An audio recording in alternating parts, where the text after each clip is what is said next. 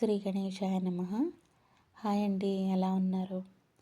అమెరికాలోని ఇల్లంతా కట్టేశాక ఇలాగ పెద్ద పెద్ద చెట్లు తీసుకొచ్చి ప్రొక్లైన్లతోటి అదిని నాటుతారనమాట. ఇవి కూడా కాయలు కాయని చెట్లుని కాయలు కాయకుండా చేసి వాటిని నాటుతారు. ఎందుకంటే మళ్ళీ అవి కాయలు కాసి విత్తనాలు పడి మళ్ళీ పక్కన మొక్కలు వచ్చేస్తాయి కదండి.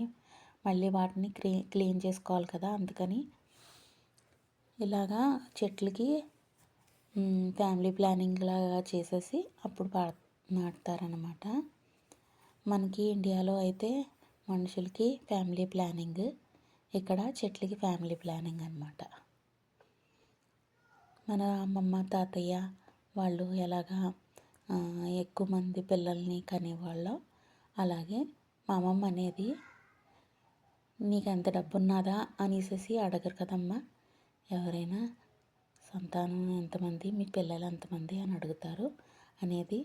అలాగే ఇక్కడ ఎక్కువ మంది పిల్లల్ని కంటారనమాట అండి. నేను ఇంట్లో ఏదైనా కాయలు అవి గుమ్మడికాయ అని టమాటా అని అందులో గింజలు తీసేసి అవి మొక్కల కింద వేసేసేదాన్ని. అవి బోల్ కాయలు అవి కాసేవి. ఇక్కడ అసలు అలాగా మొక్కలు అవి పెంచకూడదు అనమాట అండి. ఒక క్రమ పద్ధతిలో క్రోటన్స్ మొక్కలు అవి అలాంటివే పెంచుతారు. పువ్వుల మొక్కలు పెంచుకోవచ్చు, అంతేగాని మనం పాదులు అవి పెట్టకూడదు అన్నమాట.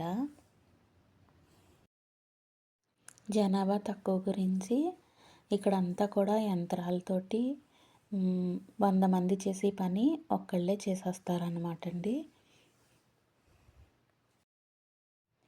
కష్టపడి సంపాదించడం, వీకెండ్లో ఖర్చు పెట్టేసుకోవడం, ఎప్పుడు వర్తమానంలోనే జీవిస్తారు. నిమ్మకాయలో కూడా గింజలు ఉండవండి. ఇక్కడ నిమ్మకాయలోని ఉండవు, ద్రాక్ష పళ్ళలోని ఉండవు, వీటిల్లోని గింజలు ఉండవు.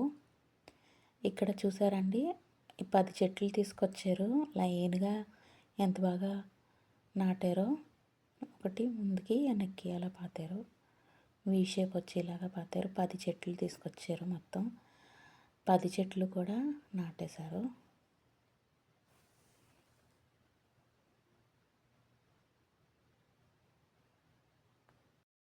ఇవిగోండి 10 మొక్కలు.